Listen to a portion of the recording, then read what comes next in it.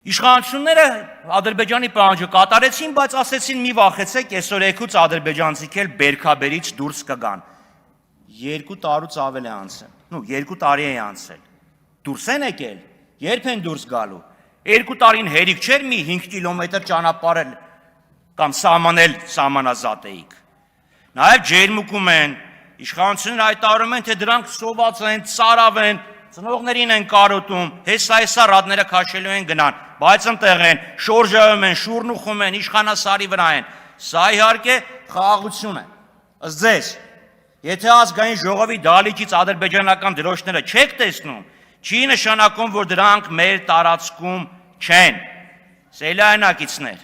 իշխանությունները ձեզ փորձում են թմրեցնել, նարկոզի տակ բայլ որ չտեսնեք, չզգաք ինչ է կատարվում։ Եթե Նիկոլ Փաշինյանի իշխանությունը վերարտադրվի իրական արժանապատիվ բոլոր կողմերի կենսական շահերը պաշտպանող խաղաղություն չի լինի, եւ հենց այդ թմբիրի մեջ մենք կորցնենք մեր պետականությունը։ Մենք դեմ ենք Նիկոլ Փաշինյանին, որովհետեւ կողմ ենք խաղաղությանը, իրական խաղաղությանը, այլ ոչ թե այն նարկոզին, որի տակ պահում եք մեր հասարակությանը։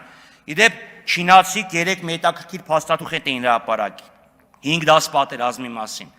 Զգուշացրել էին կուրորեն չհավատալ խաղաղությանը եւ հիշեցրել էին, որ Իրանին հարվածեցին, երբ դեռ բանակցություններ էին ընթանում։